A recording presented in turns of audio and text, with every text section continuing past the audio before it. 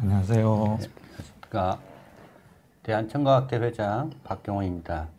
안녕하세요. 전 대한청각학회에서 홍보임원을 맡고 있는 조선대학교 병원 이비인후과에서 근무하고 있는 조성일입니다. 네, 안녕하세요. 저는 대한청각학회에서 총무임원을 맡고 있고요. 서울대 보라매병원에서 근무하고 있는 박민현입니다. 오늘 방송은 저희 WHO 제 세계보건기구인데요. 매년 3월 3일을 월드 히어링 데이, 저희 한글로 세계 청각의 날을 기념해서 방송을 만들어 보았습니다. 또 올해 WHO에서는 우리 모두를 위한 기건강과 청력 관리에 대해서 대대적인 홍보를 하고 있는데요. 우리나라에서는 저희 대한청각학회가 같은 사업을 맡아서 이렇게 대국민 홍보를 진행하고 있습니다. 먼저 이 세계 청각의 날에 대해서 간략하게 개요를 좀 말씀드리고자 합니다. 먼저 저희 학회를 소개해드리면요. 저희 대한청각학회는 의사들, 그리고 청각학부 교수님들, 학부생들, 그리고 청각사님들이 모여서 청각 관련 영역의 진료라든지 연구, 교육을 위해 최선을 다하고 있는 그런 학회가 되겠습니다. 예, 그림과 같이 이런 인터넷에서 대한청각학회를 검색해 보시면 여러 가지 이제 도움을 받을 수 있는 자료들이 있고요. 많은 관심을 좀 부탁드리겠습니다. 세계 청각의 날은 세계보건기구에서 2014년도에 최초로 지정을 했고 매년 3월 3일을 기념해서 해마다 주제를 정해서 세계 각국에서 동시에 국민들을 대상으로 전 세계인을 대상으로 홍보를 진행하고 있습니다. 올해로 10년째를 맡아서 올해도 다음과 같은 주제로 홍보를 진행하고 있습니다. 올해는 이렇게 이제 3월 3일을 또 맞이해서요. 이와 같이 이제 WHO에서 만들어진 세계 청각의 날 기념 포스터를 저희 대한청각학회에서 한글로 제작해서 배포를 하고 있습니다. 올해의 주제는 이렇게 청력 검사가 굉장히 중요하다는 그런 내용이어서 이제는 이게 선택이 아니고 필수적인 검사이기 때문에 꼭 여러분들에게 필요하다. 그런 내용을 좀 집중적으로 전달해 드리고 있습니다. 이와 같은 WHO에서 이 청력에 관해서 관심을 기울이고 있는 이유는요. 지금 이거 저희 나라가 이제 포함되어 있는 웨스턴 퍼시픽 리전의 이제 데이터가 되겠습니다. 지금 546밀리언 이 정도의 인구들이 2050년이 되면 지금보다 훨씬 많은 수로 증가할 수 있기 때문에 그렇게 예측되고 있기 때문에 미리 이런 것들을 예방을 해서 노력을 해야 되겠다 하는 게 이제 세계보건기구의 뜻이고요. 저희 대한청각학회도 이와 관련해서 많은 교육과 홍보를 하고 있습니다. 올해 세계 WHO에서 발표한 이런 포스터 주제가 되겠는데요. 난청이 항상 누구에게나 다 발생을 할 수 있기 때문에 그리고 또 예방 가능하기 때문에 청력 검사를 주기적으로 해야 되고 또 이런 보청기에 대한 잘못된 인식들을 바로잡아서 효과가 없는 보청기가 아니라 청력 개선 효과가 크기 때문에 삶의 질을 위해서 보청기가 꼭 투자할 만하고 가치가 있다. 이런 거를 홍보하고 있습니다. 또한 이명도 골칫거리뿐만 아니라 난청에 동반할 수 있기 때문에 이러한 것을 조기에 이제 확인하기 위해서 청력 검사의 중요성을 널리 홍보하고 있습니다. 더불어 이제 난청인들의 이제 권익을 보호하고자 일반인을 대상으로 난청인과 친해지는 법 등에 대해서 이제 홍보를 진행하고 있는데요. 조금 청력이 떨어지신 분들과 이제 대화를 하실 때는 입모양을 볼 수 있게 조금 더 밝은 장소에서 얼굴을 보고 말하시는 습관이 중요하고요. 천천히 명확하게 말씀하셔야 됩니다. 또 고함을 치게 되면 저희가 느끼는 것보다 이 난청 환자들은 훨씬 더 불편하게 청력을 듣기 때문에 고함을 치시는 건 안 되고요. 또 입술 움직임을 너무 과장되게 하면은 또 오히려 소통에 좀 불편함이 생길 수 있습니다. 한 번에 하나씩 똑똑히 또박또박 말해 주시고요. 조용한 환경에서 말씀하는 게 중요하고 청각 장애인들의 그 활동을 조금 독려해서 같이 이렇게 어울려 지낼 수 있게 이렇게 하는 법들이 저희 이제 학회를 포함한 WHO에서 홍보하고 있는 상황이 되겠습니다. 이와 같은 이제 배지를 일반인 또 이렇게 난청인에게 착용시켜 줌으로써 조금 더 소통을 돕고자 지금 배지를 이렇게 한글판으로 번역해서 배포하고 있고요. 또 다른 주제인 이 귀 건강에 대해서도 많은 홍보가 하고 있습니다. 특히 이렇게 이제 기본적인 귀지 같은 것들을 꼭 청소해야 되는지 그렇지 않는 거죠. 실제로 자정작용이 우리 귀에는 있어서 스스로 빠져나오기 때문에 이런 면봉 같은 거를 사용할 필요가 전혀 없고요. 귀에 통증이 있으면 그냥 보는 게 아니라 이비인후과 전문의의 진찰이 꼭 필요합니다. 그리고 귀에서 뭐 진물이라든지 이루가 있게 되면 반드시 치료가 필요한 문제이기 때문에 주의를 기울여야 되겠습니다. 앞서 이제 WHO에서 말씀드린 청력 검사의 중요성에 계속 말씀을 드리고 있는데요. 이게 이제 50세까지는 매년 10년마다 한 번씩 권해드리고 있고요. 그 뒤에는 노화성 난청이 많은 비율에서 진행이 되고 있기 때문에 매 3년마다 청력 검사를 권해드리고 있습니다. 난청의 정도는 우리가 소리를 들을 수 있는 크기의 최소 단위를 이제 표시해서 하는데 보통 정상 성인이라면 25데시벨 정도의 작은 소리를 다 들을 수가 있습니다. 이게 정상인 거죠. 근데 요거보다 더 큰 소리를 밖에 못 듣는다 그러면 난청이 시작된 거고, 저희가 40데시벨을 넘어가게 되면 이걸 중등도 난청이라 그래서 일상적인 대화에 어려움이 있겠고, 조금 더 심해지면 큰 소리를 이야기해야만 들을 수 있는 중등고도 난청. 이 두 가지가 지금 이제 이때부터는 사회생활에 좀 어려움이 있기 때문에 적극적인 청각 재활이 필요하게 됩니다. 이보다도 더 심해지면 거의 이제 일상 대화가 불가능하기 때문에 다른 뭐 인공화호 수술이라든지 이런 게 필요한 정도가 되고요. 그래서 이제 소리의 전달 경로는 이렇게 되죠. 귀에서 고막을 통해서 중위에서 소리가 증폭되고, 또 달팽이관을 통해서 청신경을 통해서 우리가 퇴뇌가 인지하게 되는 구조입니다. 우리가 중이염이나 외이도염이 있어서 뭐 청력이 떨어지는 경우는 치료를 하면 좋아지겠지만, 우리가 달팽이관 또 청신경에 문제가 있는 이런 감각 신경성 난청이라고 그러는데요. 이런 경우에는 이 세포 자체가 망가지게 되고 재생이 불가능하게 됩니다. 그래서 예방이 굉장히 중요한 개념이 되게 되는 거죠. 만약에 이렇게 이미 난청이 발생했다 그러면 보청기라든지 수술적 이식형 보청기인 중위 이식 같은 거를 현재 시행하고 있고요. 또 이 보청기는 외이도에 이렇게 끼우는 반면에 중위 이식은 수술을 통해서 내부 장치를 이식하게 되고 외부 어음 처리기를 피부 위에 이렇게 자석으로 붙여서 듣는 시스템이 되겠습니다. 청력이 나쁠수록 당연히 보청기가 더 필요하게 되겠고요. 가장 효과적인 경우는 이런 중등도의 난청들이 가장 보청기의 필요성도 높고 효과도 높다고 할 수 있겠습니다.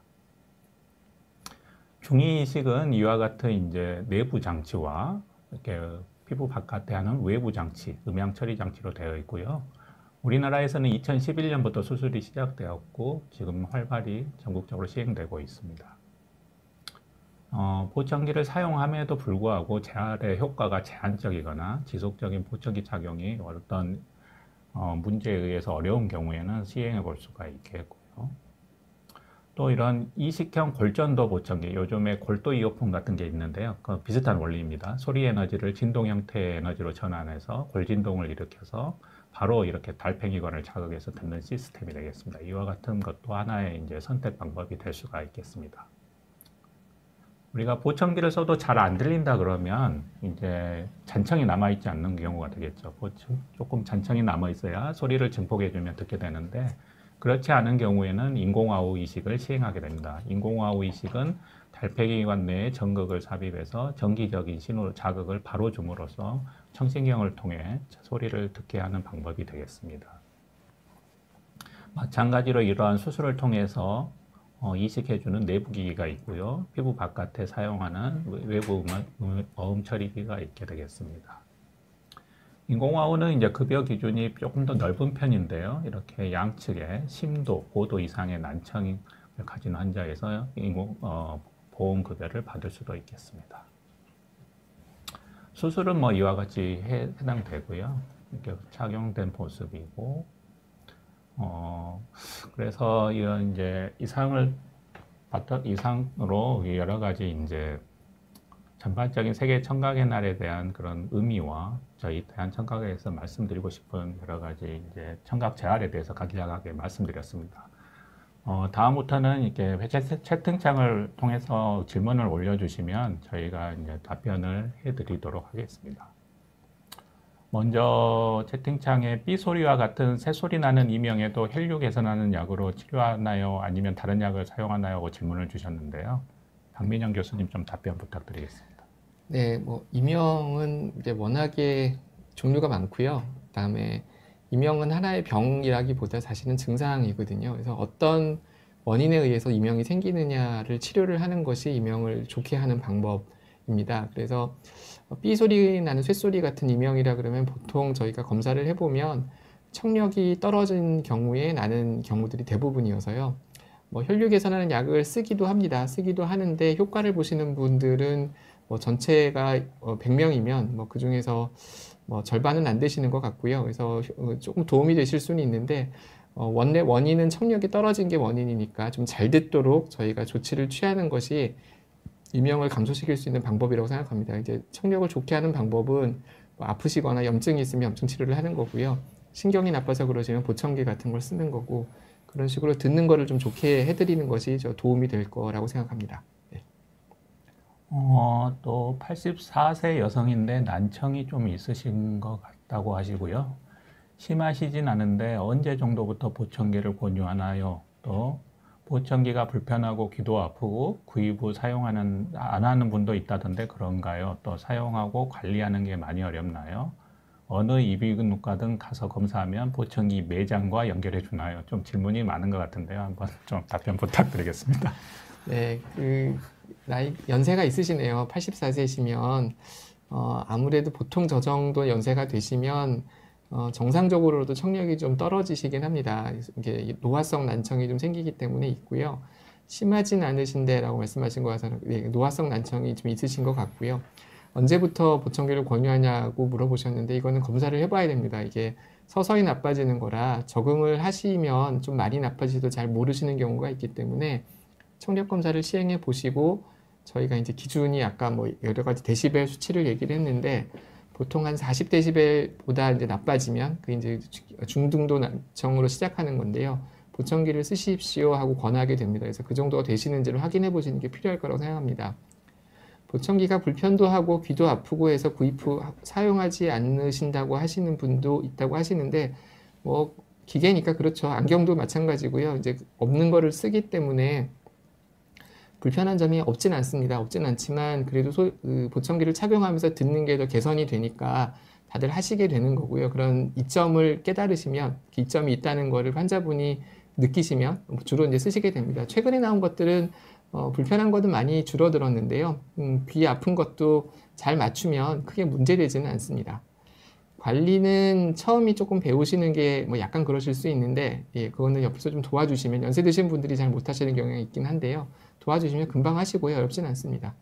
보통 어느 이비인후과든 가든 뭐 검사해서 보청기를 처방하고 외칭해드리는 건 하고 있으니까 그건 주변에 있는 이비인후과에서 상담을 한번 해보시는 것도 필요할 것 같습니다.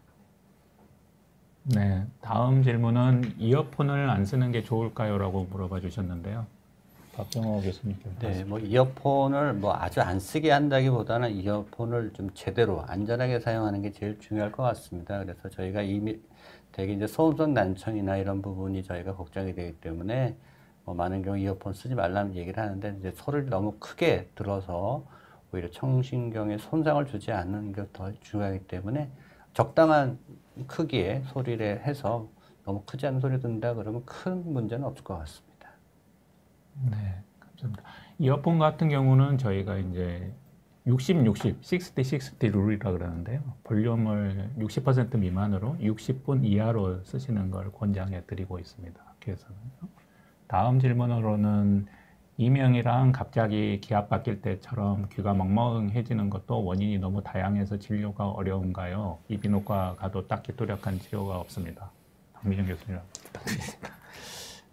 네, 그런 분들이 최근에 조금 있으신 것 같습니다. 이제 이명도 생기고 귀가 먹먹해졌다가 풀리고 뭐 이러는 것들이 있는데요. 사실 이게 저희가 힘들다고 하는 이유는 그 증상이 있을 때 검사를 해야 사실 저희가 정확하게 알 수 있는데 짧게 있다가 없다가 하시면 병원에 왔을 때는 정상이고 집에 가시면 이상이 있고 뭐 이런 경우들이 생겨서 진단이 좀 어려운 경우가들이 있는데요.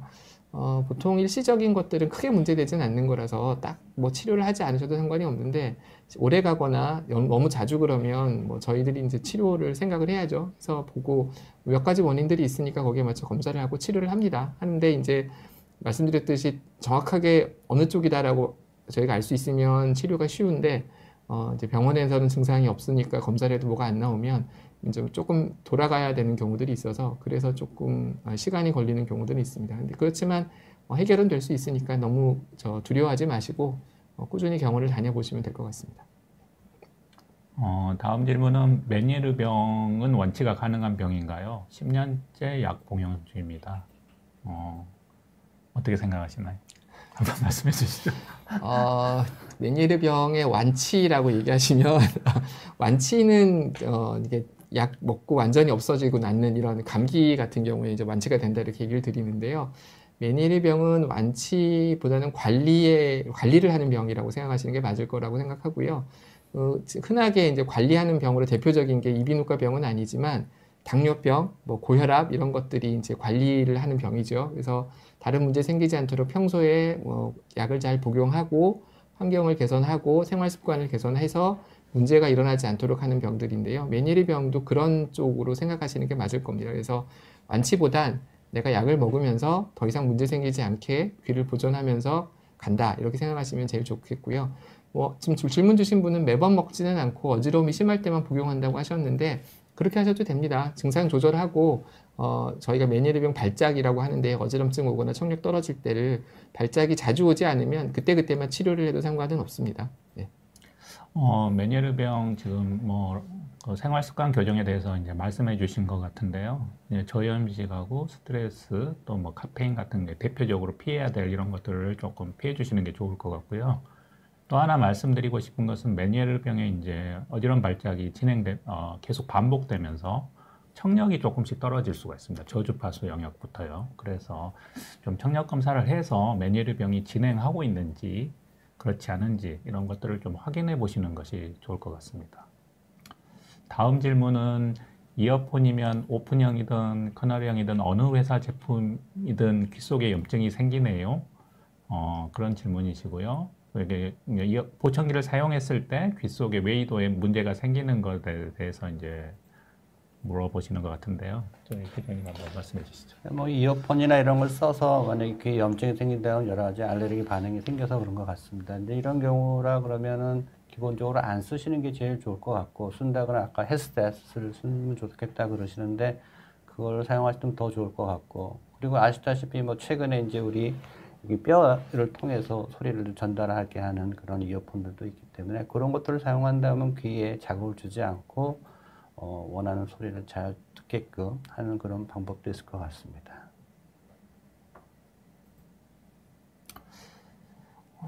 다음은 보청기 관련해서 질문 주셨는데요. 보청기가 한 개만 지원받을 수 있나요? 보청기 금액이 어느 정도 되나요? 라고 질문 주셨습니다. 답변 부탁드리겠습니다. 그 보청기는 의료보험이 되는 게 아니죠. 의료보험이 아니고 청각 장애인이 되면 그 청각 장애인에 대해서 보장구 개념으로 해서 지원금이 나오는 거거든요. 그래서 일단 성인이시고 이런 경우들은 하나만 지원이 되고요. 보통 이제 법적으로 그 급여 보청기는 그러니까 종류가 정해져 있습니다. 해마다 그걸 정해져 있고요. 그 가격에 들어와 있으니까 그거는 그리고 일반적인 보청기 가격은 보통 보면은 100만 원 초반부터 시작해서 한 300만 원, 400만 원까지 되는 것들이 있는데 급여를 하는 경우에는 급여 보청기는 10만 원에서 20만 원 사이에서 보통 결정이 되니까 그렇게 하시면 될 것 같고요. 5년마다 하나씩 지원하는 걸로 좀 규정이 되어 있습니다. 그래서 5년마다 하나씩 받으실 수 있고 소아의 경우에는 2개가 되죠. 네, 소아의 경우에 2개를 지원하는 걸로 얼마 전부터 바뀌어서 19세 이하였나요? 17세 이하였나요? 제가 지금 헷갈리는데 소아의 경우는 2개가 가능합니다. 네.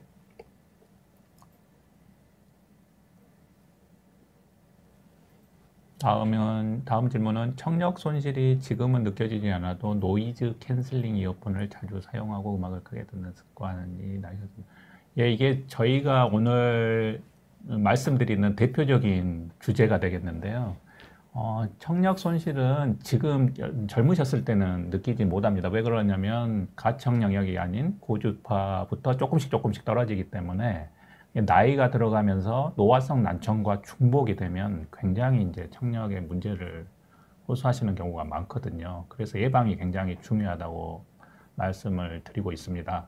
노이즈 캔슬링 이어폰이라 하더라도 볼륨을 너무 크게 틀면 당연히 귀에 안 좋고 청력이 망가지는 게 맞고요.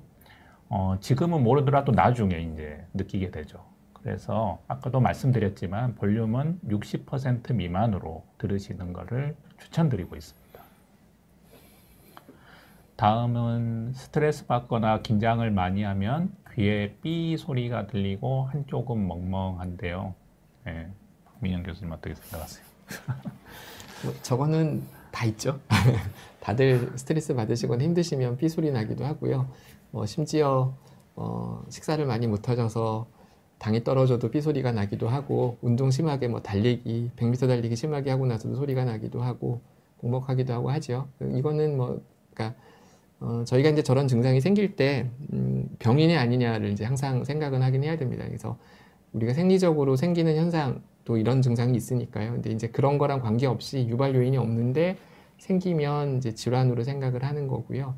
그렇지 않고 저런 게 생길 만한 환경이었을 때 생기는 거라면 그거는 크게 문제 삼지는 않습니다. 그래서 스트레스 받거나 긴장을 하셔도 생기는 거라면 너무 부담 갖지 않으시고 지켜보셔도 되지 않을까요? 그래서 지나가면 괜찮아지면 괜찮은 거고요. 근데 그런 거 전혀 없는데 그러시다 그러면 검사를 한번 해보시는 거를 권해드립니다. 네. 네, 뭐 지속적이지 않다 그러면 크게 염려하실 필요는 없을 것 같고요. 다음 질문은 지금 피부가 얇아서 면봉으로 귀를 파게 되면 귀가 상처난다고 자연 건조해 주는 게 가장 좋다고 하셨습니다. 정말 귀를 파면 안 좋은 건가요? 소장님. 네, 우리 고등학교 때 물리 선생님이 정답을 말씀해 주셨던 것 같습니다. 우리 귀는 자정 능력이 있습니다. 자동적으로 이제 청소가 되고 저절로 깨끗해지는 그런 능력을 갖고 있기 때문에 아무튼 우리 귀는 손을 최대 안 대는 게 사실 귀 건강을 위해서 가장 중요하고요. 예, 대부분이 특히 또 연세가 또 있으신 분들은 또 피부 자체에 노화 현상이 진행이 되기 때문에 자꾸 우리 이제 귀 후비는 그런 버릇 때문에 아프거나 또 그런 염증들이 더 잘 생길 수가 있기 때문에 아무튼 우리 귀는 귀지 같은 거를 판다고 해서 면봉이나 이런 것들을 사용하지 않는 게 사실은 귀 건강을 위해서는 가장 좋습니다. 다음 질문은 청력 검사하면 이상은 없는데 이비인후과 가서 치료하는 게 맞을까요? 이상이 없으면 치료가 필요가 없겠죠. 아까 저기 질문하신 거 뒤에 하신 것 같아요. 아까 그 증상이 아까 삐 소리 난다고 하셨고 이렇던 거 하신 거 그가 이어서 나온 것 같은데요.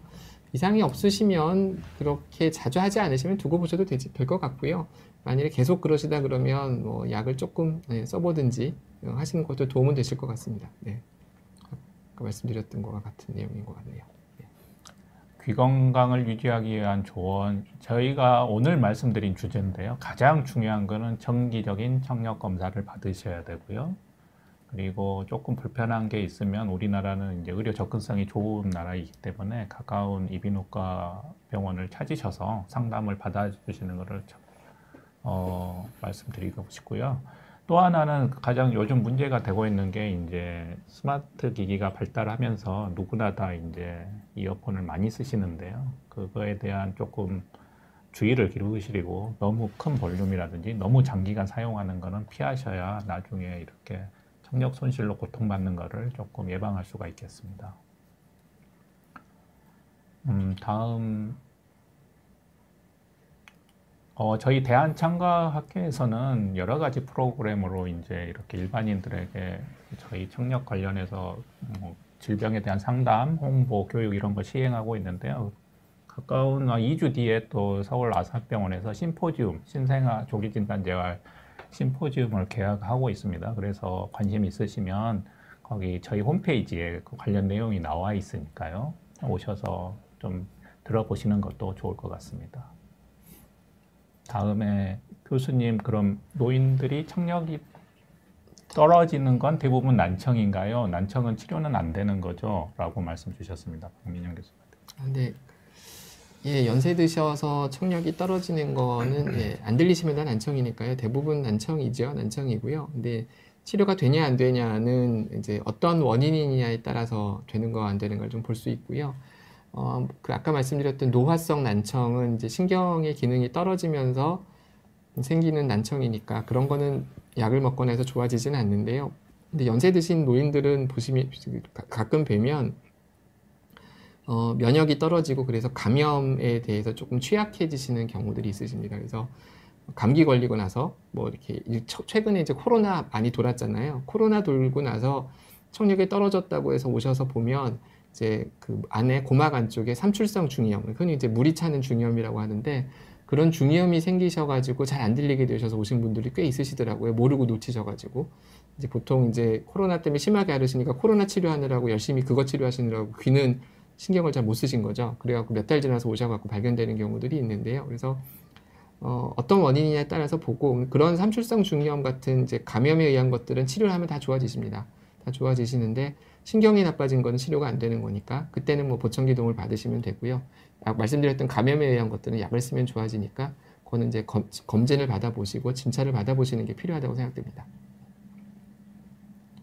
뭐 아무리 고도 난청이라 하더라도 요즘은 이제 인공화호 이식이나 이런 다양한 청각 재활 수단이 있으니까요. 병원에 오셔서 이비인후과 선생님과 상담을 하셔서 본인에게 가장 맞는 그런 난청 치료 방법을 선택하시면 대부분 이제 극복이 가능한 질환이 되겠습니다. 다음은 질문이 이제 어지러움 질환인 이석증을 어찌하면 빨리 나아질 수 있나요? 이런 내용이신데요. 이석증은 기본적으로 이렇게 물리치료하는 질환이죠. 그래서 이석이 제자리에 있지 않고 세방고리관으로 빠져나와서 자세를 움직이게 되면 그렇게 계속 어지러운 질환인데요. 대부분 보통 아무리 오래 간다 해도 그렇게 뭐 한 달을 넘어가는 경우는 아주 드문데요. 뭐 그렇게 넘어간다고 그러면 여러 가지 질환이 중복됐을 확률도 있습니다.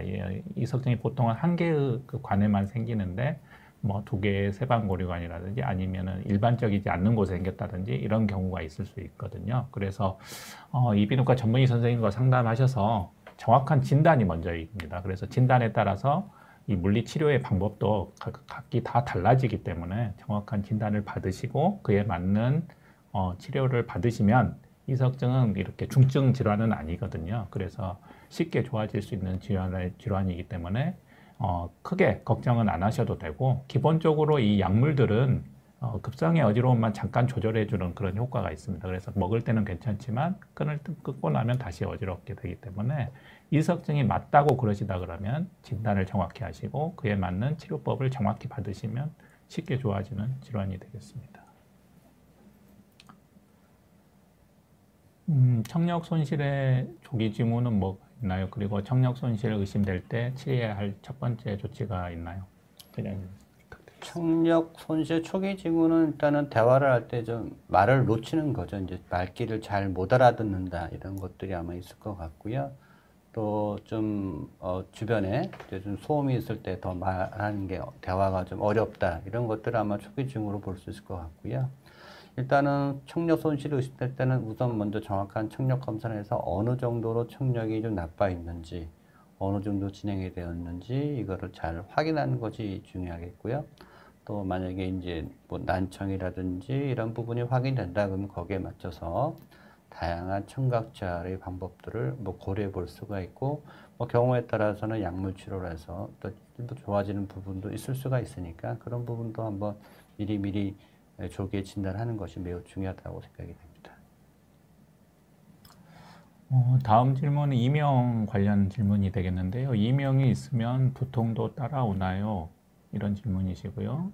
또 책을 장기간 며칠 보시고 없던 두통도 생겼다던데 이명과 관련이 있나요? 이런 질문이 되겠습니다. 이명은 아까도 약간 말씀드렸는데 이제 증상이지요. 증상이고 병은 아니니까요. 그래서 어떤 원인에 의해서 이명이 생겼냐를 찾아야 되는데요. 두통이 있고 이명이 있는 경우들이 있긴 있습니다. 예, 가끔 이제 그 편두통 쪽인데요. 편두통 같은 게 있으면 그러니까 편두통이 한쪽 머리가 아픈 게 아니라 뇌로 들어간 혈류 쪽에 문제가 생기면서 생기는 두통이라서 귀증상도 생길 수가 있거든요. 그래서 그런 경우에 이명이 같이 있는 경우들이 있고요. 또 뭐 그 이명 같은 게 있으면 사실 자기도 모르게 좀 긴장을 해요. 몸에 힘이 들어가고 근육에 힘이 들어가기 시작하면 특히 머리에 있는 근육들이 너무 긴장을 하게 되면 근육이 붙어 있는 자리들이 뼈에 붙어 있는데 그런 쪽에서 통증이 유발되기도 합니다. 그러니까 둘 다 가능하죠. 이명이 있으면서 두통이 따라오기도 하고 두통 때문에 이명이 생기기도 하고요. 뭐 그건 어느 쪽인지는 뭐 잘 알 수는 없지만 하여튼 뭐 근데 증상이니까 크게 귀랑은 관계는 없을 것 같습니다. 이명이 있는데 책을 장시간 며칠 보고 없던 두통도 생겼다고 말씀하시는 거는 네, 뭐 그거는 그런 영향이 있으실 것 같고요. 뭐 이거는 꼭 관련이 있다고 말하기는 좀 어려울 것 같은데요. 예, 이건 그런 것 같습니다. 네. 다음은 뭐 주무실 때 귀마개를 끼고 나는데요. 귀마개를 끼고 자는 게 많이 안 좋을까요? 이 귀마개라는 게 지금 귀 속에 넣는 그런 조그만 플러그 조금 조용히 주무시고 싶어서 그런 거를 의미하신다 그러면 특별한 문제는 없을 것 같습니다. 그런데 이제 뭐 중이염이 있어서 고막이 뚫어져서 농이 나는 이런 병력을 가지고 계신 분이 귀마개를 끼고 잔다 그러면 습기가 찰 수 있죠. 자는 동안에. 그러면서 조금 감염에 더 취약한 환경을 만들 수가 있어서 그런 부분은 이제 건강한 사람들이면 괜찮겠지만 안 그렇다 그러시면 조금 진찰을 받아보시고 그리고 해도 괜찮은지 이런 거를 좀 상담해 보시는 게 좋을 것 같습니다. 옆집개가 너무 크게 지어요. 혹시 이런 소음으로도 청력에 한번 말씀 주시죠. 뭐 어느 정도의 소리 크기인지는 잘 모르겠습니다만 뭐 이런 정도의 뭐 간헐적인 그런 소음에 의해서는 생길 것 같지는 않고요. 요즘 핸드폰에 어플로 해서 뭐 이제 데시벨을 소리 주변 소음의 크기를 측정할 수 있는 것들이 있으니까 한번 뭐 체크해 보시는 건 좋을 것 같고요. 다만 이런 정도의 생활 소음에는 청력 손실은 발생하지 않을 것으로 생각이 됩니다. 네, 뭐 개가 짖는 소리 이런 거는 그렇게 걱정을 안 하셔도 될 것 같습니다. 다음은 골전도 이어폰이 고막의 부담을 줄여줄 뿐이지 달팽이관의 부담을 줄여주는 건 아니죠? 라고 질문 주셨습니다. 아마 아까 이어폰을 껴서 아마 웨이도에 아마 부담을 느끼셨던 분인 것 같은데 골전도 이어폰 웨이도 쪽에 피부 쪽에 부담은 줄여줄 것 같고요. 아무튼 소리를 크게 듣는 것 자체가 달팽이관에 부담을 주는 거기 때문에 결국은 적당한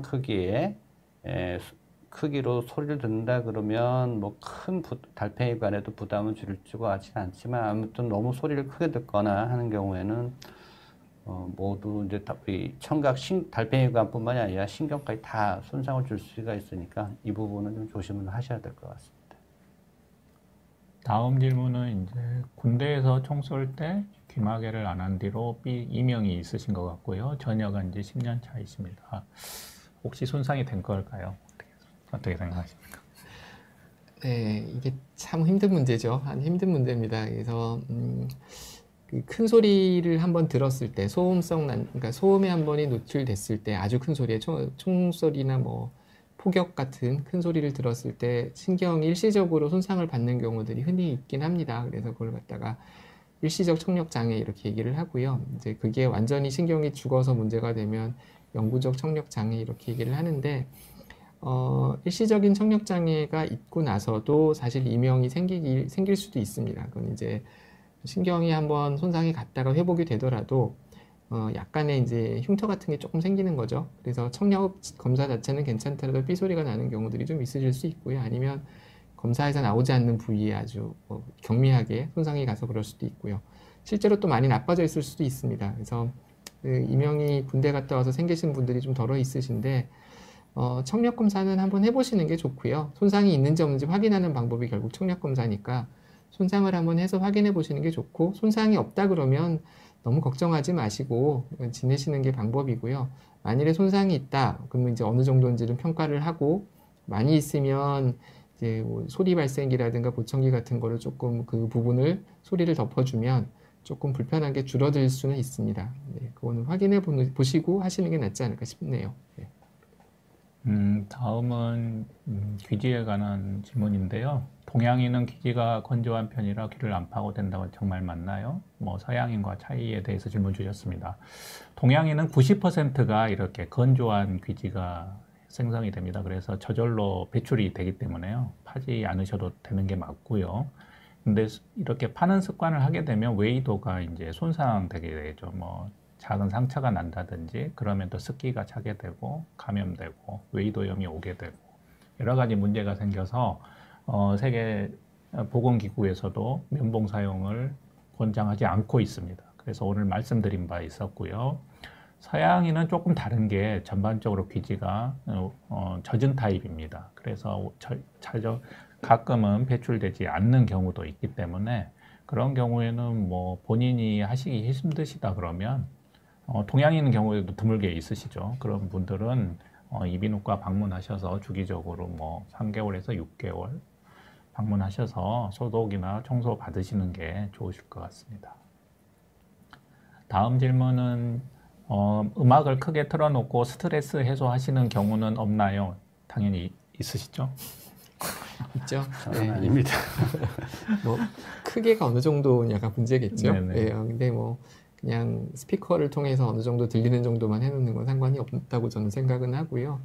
예, 뭐 그렇게 듣는 거죠. 아주 뭐 울려가지고 꽝꽝 울릴 정도로 옆방에서 들릴 정도로 그렇게는 잘 안 하게 되는 것 같습니다. 아무튼 너무 소리를 크게 틀어놓고 스트레스가 된다면 다행이지만 그 소리 자체 때문에 아마 청각에 손상이 올 수가 있으니까 이 부분은 좀 조심하시는 게 좋을 것 같습니다. 약간 여담이고 농담인데 저희끼리 가끔 이제 예전에는 노래방 많이 갔는데 노래방 가서 노래방 기기가 소리가 너무 크면은 사장님 소리 좀 줄여주세요. 그래서 사장님하고 별로 사이가 안 좋아지고 그런 경우들도 있긴 있었습니다. 너무 크게 하지 않으려고. 다음 질문은 노화성 난청 환자가 체력적으로 힘들거나 건강 상태가 안 좋거나 스트레스를 많이 받으면 난청이 빠르게 진행할 수 있을까요? 아주 직접적인 관계는 없겠지만 간접적인 관계는 있을 수 있다고 보고 있습니다. 왜 그러냐면 혈압이나 당뇨 이렇게 되면 우리 귀에 가는 말초 혈관에 뭐 혈류 장애가 좀 생길 수도 있고요. 다른 여러 가지 이제 우리 몸 안에 있는 여러 가지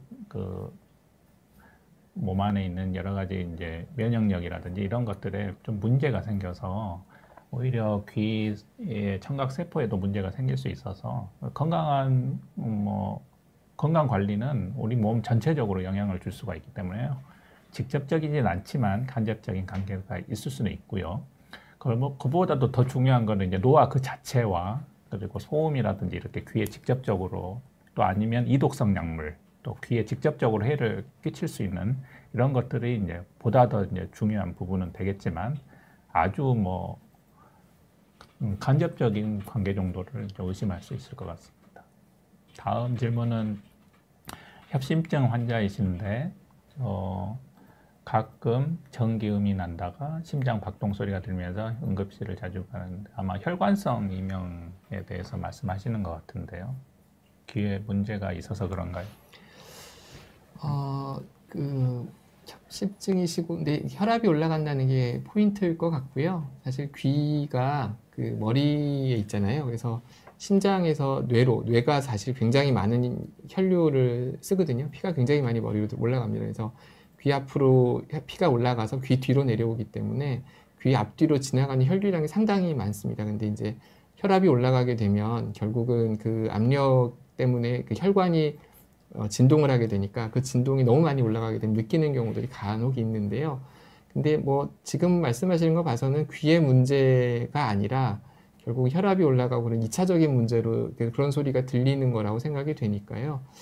귀의 문제라기보다는 혈압이나 이런 전신적인 컨디션 관리를 하시는 게 더 중요할 것 같습니다. 아마 그런 증상이 혈압이 올라가는 전구 증상이 아니실까 싶은데요. 지금 말씀하시는 걸로 봐서는. 예. 다음 질문은 어지러움에 대해서 질문 주셨는데요. 경초성 어지럼증은 3PD 어지럼증은 어떻게 치료할까요? 아마 이분은 아마 전문가신 것 같은데요.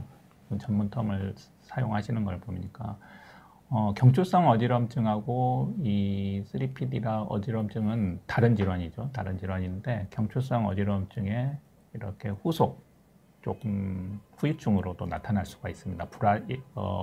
또다시 어지럼증이 생길 것 같은 이런 불안이나 이런 느낌이 또 어지럼증을 유발하는 거죠. 그래서 뭐 일단은 뭐 인지행동치료라든지 또 보조적인 어지러움 억제제 이런 것들을 이제 동반해서 치료를 하고 있는 걸로 알고 있고요. 뭐 이와 관련해서 또 다른 말씀 주실 건 있나요? 저는 이 말씀에 동의합니다. 전적으로. 예. 다음 질문은 감기가 걸리셨는데 바이러스성 감기는 면역이 생겨요. 요거는 이제 청각 질환 질문은 아니시고 이비인후과 질문이신 것 같은데 면역력이 떨어지면 바이러스 감염이든 박테리아에 의한 감염이든 세균성 감염이든 좀 취약하긴 하는 거죠. 근데 뭐 한번 나으셨다 그러면 쉽게 치료가 되는 거기 때문에 크게 뭐 재감염이 될까 혹시 될 수는 있겠죠. 될 수는 있겠지만 그렇게 뭐 걱정하실 필요는 없으신 것 같습니다. 그래서 또 감기 같은 경우는 워낙 뭐 특별한 문제가 없는 질환이기 때문에 저희 대한청각학회를 잠깐 소개드리면 저희는 이제 주로 청각 질환, 난청 질환에 대해서 이제 연구, 진료, 또 대국민 교육과 홍보 이런 것들을 하고 있고요. 비영리 단체입니다. 그래서 언제나 이제 저희 청각 관련해서 조금 뭐 자문이라든지 교육 이런 것들이 필요하시면 홈페이지를 참고해서 학회로 연락 주시면 저희가 저희 국민들을 위해서 이제 존재하고 있는 단체이기 때문에요. 많은 관심 부탁드리고 연락도 주시면 언제든지 도와드리도록 하겠습니다. 다음 질문은 비행기를 자주 타도 청력자가 될 수 있는지 알고 싶어요. 박경호 교수님께 부탁드리겠습니다. 비행기 타는 것 자체가 청력자에 큰 문제는 될 것 같지는 않고요. 다만 이제 뭐 감기라든지 이런 증상이 있을 때 비행기를 탈 때는 아마 이제 기압 자체가 변화에 따라서는 이제 중이염이나 이런 것들이 생길 수가 있기 때문에 이런 부분은 좀 조심하셔도 될 것 같고요. 일반적으로 건강할 때 비행기 타고 하시는 거는 뭐 청력 저하에는 별 지장은 없을 것 같습니다. 네, 안심하셔도 될 것 같습니다. 콧볼기를 할 때 세게 풀면 청력과도 관계가 있을까요? 올바른 콧볼기 방법이 있나요? 라고 질문 주셨습니다. 그 코 뒤쪽으로 이제 이관이라고 하는 기관이 있는데요. 그게 귀랑 연결이 되어 있습니다. 그러니까 귀가 저희가 고막으로 소리를 듣는다고 얘기를 하는데 그 고막이 이제 막혀 있잖아요. 근데 막혀 있긴 하지만 안쪽에 공기가 있거든요. 그 공기가 어디서 들어가야 되는데 들어가는 데가 이제 코 뒤에 있는 이관에서 그 안쪽에다가 공기를 넣어줍니다. 그래서 압력을 조절을 해주니까요. 그래서 코를 너무 세게 풀거나 해서 이관으로 그 압력이 걸리면 귀에 영향을 줄 수가 있습니다. 또는 너무 세게 풀게 되면 코 안에 있는 그 분비물 같은 게 밀려서 올라가는 것도 걱정이 될 수도 있긴 하고요. 그래서 코를 풀 때 뭐 너무 뭐 떠나가라 하고 푸는 것은 좀 그렇고요. 가볍게 푸시는 건 아무 상관이 없습니다. 보통 정상적으로는 뭐 푸시는 건 문제가 없으니까요. 그래서 뭐 올바른 코 풀기가 따로 있나요? 저희 그냥 하는 대로 하면 되지 않나요? 너무 과하게만 안 하시면 될 것 같습니다. 저는. 네. 다음 질문은 이명이 보청기로 조절이 안 되면 그 다음 치료는 뭔지 알고 싶어요. 기본적으로 이명의 주 치료는 이명 재활 치료입니다. 그게 이제 재활 치료의 도구가 보청기가 될 수도 있고 소리 발생기가 될 수도 있고 그냥 상담 치료 이런 것들이 될 수도 있는데요. 보청기를 이용한 이제 조절이 안 된다 그러면 여러 가지 이제 상담에 의한 이제 뭐 이명에 대체하는 인지 방법이라든지 이런 거를 바꿀 수 있는 그런 치료를 할 수가 있고요. 보청기에 내재된 여러 가지 이제 소리 치료 기능이 있습니다. 그거를 이제 혼합해서 쓸 수도 있고 아니면 환경음을 이용한다는 방법이라든지 여러 가지 이제 조금 더 이명을 덜 느끼고 적응할 수 있게 도와드리는 그런 방법이 그 다음 치료 정도가 되지 않을까 생각되고요. 아주 심한 우울감이라든지 또 불안감이 또 반복된다 그러면 추가적인 이제 약물 치료도 도움이 될 수 있을 것 같습니다. 다음 질문은 이제 감기 걸리셔서 귀가 멍멍해졌는데 뭐 귀가 통하지 않고 이 상황이 괜찮은지 궁금합니다. 크게 문제가 안 될 것 같은데 어떻게 생각하시나요? 예, 감기 때문에 그러신 것 같아요. 감기 때문에 그러신 것 같고, 그러니까 비점막, 그러니까 이관 점막이나 이 이제 비랑 거의랑 연결되어 있으니까 코어의 비점막이나 이관의 점막이 좀 부종이 생기면 감기 같은 게 걸려서 염증이 있어서 부종이 생기면 증상이 먹먹하게 나타날 수가 있고요. 근데 너무 심하게 막 코를 막고 풀어서 발살바 방법인데요. 공기를 넣으려고 하시지 않는 것이 예, 잘 안 될 때는 안 하시는 게 낫습니다. 너무 세게 하다가 오히려 손상을 주는 경우들이 있으니까요. 오히려 약을 먹고 부종이 가라앉으면서 서서히 좋아지게 되니까 그런 정도는 크게 문제되지는 않으실 거고요. 만약 근데 같은 상황에서 청력이 떨어지기 시작한다거나 그러시면 중이염이 같이 동반될 수도 있기 때문에 그때는 병원에 가서 약을 좀 쓰시거나 검사를 해보시는 것이 필요할 거고요. 예, 지금 정도 상황, 약간의 통증 정도는 있을 수는 있습니다. 근데 그것도 귀에 약간의 통증이 직접적으로 귀에 염증이 생겨서 통증이 생길 수도 있지만 코나 목에 염증이 있는 게 이제 그 연관통이라 그래가지고 방사통 이런 식으로 얘기를 하는데 주변에 안 좋을 때 덩달아 아프는 그 통증 증상을 느끼는 경우들이 되게 많거든요. 귀가 특히 그런 게 귀 쪽으로는 신경들이 굉장히 많이 지나가서 예를 들어서 목이 안 좋거나 코가 안 좋거나 두통이 있거나 뭐 목에 경추에 문제가 있거나 턱 관절이 안 좋아도 귀에 통증이 느끼는 경우들이 많아서요.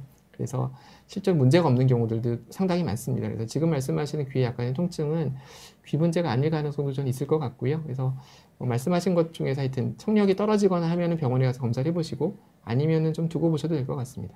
귀에 대해서는. 네. 다음 질문은 이제 만성 외이도염의 치료에 관해서 질문 주셨는데요. 회장님께 한번 답변 부탁드리겠습니다. 예, 아마 5년 동안이나 만성 외두염으로 치료를 받고 계셨다 그러면 아마 제가 이분을 제가 외래에서 본다 그러면 저는 어떤 기저질환이 있는지 먼저 확인을 좀 해볼 것 같고요. 당뇨나 이런 것들. 그 다음에 일상생활에서 습관이 어떤지 본인이 이제 샤워라든지 어떤 운동이나 이런 수영 같은 거 하고 나서 이 우리 면봉 같은 거를 많이 사용하는 그런 습관이 있는지 먼저 확인을 해볼 것 같고요. 일단은 당연히 약물 치료나 이런 것도 필요하지만 일단 생활 습관, 기저질환 관리를 먼저 잘 하는 것이 중요할 것 같고요. 먹는 약도 좋지만 실제적으로는 저희가 이제 이용액이라 그래서 넣는 약으로도 충분히 좋은 효과를 볼 수가 있어서 아무튼 그런 것들도 먼저 해보시면 더 좋지 않을까 생각이 들고 일단은 가장 중요한 것은 이제 생활 습관에서 귀지를 자주 판다든지 면봉을 자주 사용하는 그런 습관이 있으시다 그러면 그것부터 한번 좀 교정을 먼저 해보십사 말씀을 드리고 싶습니다. 네, 이제 시간이 얼추 다 돼가는 것 같은데요. 마지막 질문이 될 것 같습니다. 역시 또 이명 관련 질문인데요. 이명으로 괴로우신데 잠을 잘 자고 일어난 그날은 작게 들리고 좋아진 것 같고 그래서 컨디션 관리가 도움이 되는지 이렇게 질문 주셨습니다. 네, 말씀하신 게 저는 굉장히 중요한 포인트를 말씀해 주셨고요. 사실 이명 증상이 있으신 분들이 컨디션을 많이 타세요. 그래서 몸이 아프거나 힘들거나 다른 데 안 좋으실 때, 스트레스 많이 받으실 때 그럼 이명이 좀 더 크게 느껴지는 경우도 많고요. 잠을 못 자면 또 스트레스가 되니까 잠 못 자고 나면 또 심해졌다고 하시는 분도 많고 잠 잘 주무시고 다른 데 집중하고 즐겁게 지내시고 하면 또 이명이 어느 정도 줄어들어서 그러니까 찾아 듣지 않으면 잘 안 들리게 되는 경우들도 많으시거든요. 그래서 이명은 아까도 여러 가지 원인 치료 얘기도 하긴 했지만 이런 식으로 본인의 컨디션을 굉장히 좋게 유지하는 게 스트레스를 덜 받을 수 있는 방법도 하나셔서요. 지금 말씀하시는 거 굉장히 중요한 포인트로 잘하고 계신 것 같습니다. 컨디션을 유지하시는 게 굉장히 중요하죠. 네. 네, 시간이 다 된 것 같은데요. 다시 한번 말씀드리고 싶은 내용은 돌아오는 일요일이 되겠죠. 저희 우리나라에. 3월 3일은 세계보건기구에서 지정하고 있는 세계 청각의 날이 되겠습니다. 그래서 저희 대한청각학회가 세계보건기구와 같이 대국민 홍보를 위해서 오늘 방송을 마련했고요. 무엇보다 강조하고 싶으신 것은 여러 가지 질문이 오늘 많으셨는데 난청 예방은 지금은 몰라도 나이가 드시면 노화와 중복돼서 심하게 그것도 일상생활이 불편하게 그런 분들이 국민의 한 3분의 1 정도는 되십니다. 그래서 주기적인 청력 검사가 이제는 선택이 아닌 필수이고요. 또 여러분의 가족을 위해 또 친구들을 위해 귀 건강을 통해서 행복한 소통을 할 수 있기 때문에 지금 당장 이렇게 관심을 가지시는 게 무엇보다 중요할 것 같습니다. 오늘 세계 청각의 날을 맞이하여 이제 라이브 방송을 했었고요. 다음에 또 이런 좋은 기회가 있으면 또 찾아뵙도록 하겠습니다. 이상으로 대한청각학회에서 말씀드렸습니다. 감사합니다.